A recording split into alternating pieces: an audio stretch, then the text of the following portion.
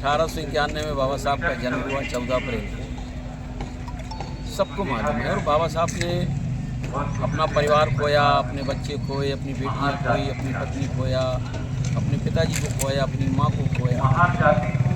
और हमारा समाज बाबा साहब का नाम लेता है, बाबा साहब की जयंती अभी मनाने लगा है। लेकिन दुख इस बात का है, बाबा साहब की जय जयकार करता है, बाबा साहब के बताए रास्ते पर नहीं चलता। मैं ज़्यादा बात नहीं कहूँगा। बाबा अभी कार्यकर्ता पनागर में बाबा साहब की मूर्ति के यहाँ आए, हमारे परम आदरणीय विधानसभा अध्यक्ष जी आए।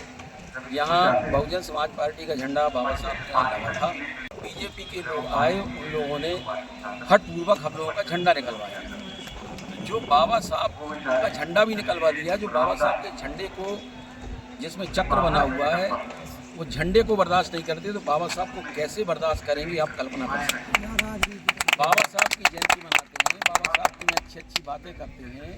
मैं कल देख रहा था, बाबा साहब के समय आया है, बाबा साहब ने कहा है कि जो चूहे का पिंजड़ा होता है, चूहे के पिंजड़े में रोटी रखी जाती है, चूहे को पता ही नहीं होता है कि जो रोटी मुझे दी जा रही है उसमें मेरी मौत है। तो मेरा मानना ये है कि ये लोग जो बाबा साहब की जयंती मना के जो 5 किलो अनाज दे रहे हैं, वो समाज को समझना कि इसमें तुम्हारी मौत है, तुम्हारा कुछ मिलने वाला नहीं है। और बाबा साहब के लिए जो आज अच्छी अच्छी बातें ये लोग मंच लगा करके पनागर में कर रहे हैं, मेरा मानना है कि सबका सब झूठ है। बाबा साहब के बताए रास्ते पर कोई काम नहीं है। और मैं कार्यकर्ताओं से सभी से निवेदन करता हूं कि आज आपका झंडा इन लोगों ने निकलवाया, हठपूर्वक झंडा नहीं लगाने दिया। कल आपको मजबूत होना पड़ेगा। नहीं, आज तो झंडा इन लोगों ने निकलवाया है, कल आपके कपड़े निकलवा देंगे, ये गारंटी, आप मानो चाहे न मानो। और तैयार हो जाओ, क्योंकि हमने तो सीधा कहा बाबा साहब नहीं होते तो हम मर गए होते, बाबा साहब नहीं हुए तो हम मर गए होते।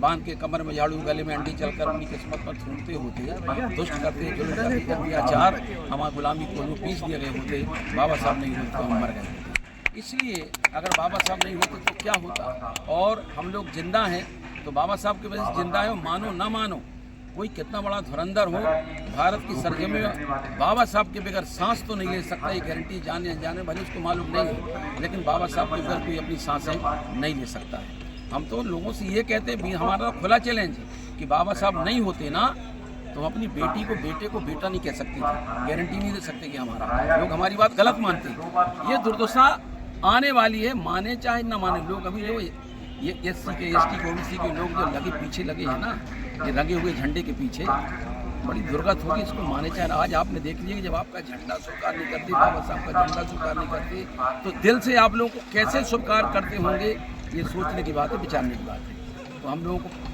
जबलपुर भी जाना है, अम्बेडकर चौक, इसलिए ज़्यादा बात नहीं करेंगे। सब लोग बाबा साहब की जयंती मनाइएगा, आज तो शांति मनाइएगा, लेकिन तैयारी रखिएगा कि हमें तैयार रहना है, होशियार रहना है, वो बगैर होशियारी के। और जब भी आप झंडा लेके आओ तो डंडा, मेरा मानना है कि डंडा मोटा लगना चाहिए। वक्त का पड़ता है डंडा का बकवास करेगा। कांचीराम साहब ने कहा कि झंडा जितना मजबूत हो उससे ज़्यादा मजबूत डंडा होना चाहिए, क्योंकि ज़रूरत पड़ती है। इसलिए सबसे निवेदन है कि आप सब लोग चलो वहीं चलते हैं अम्बेडकर चौक के यहाँ। आप सब लोग जय भीम, जय भारत।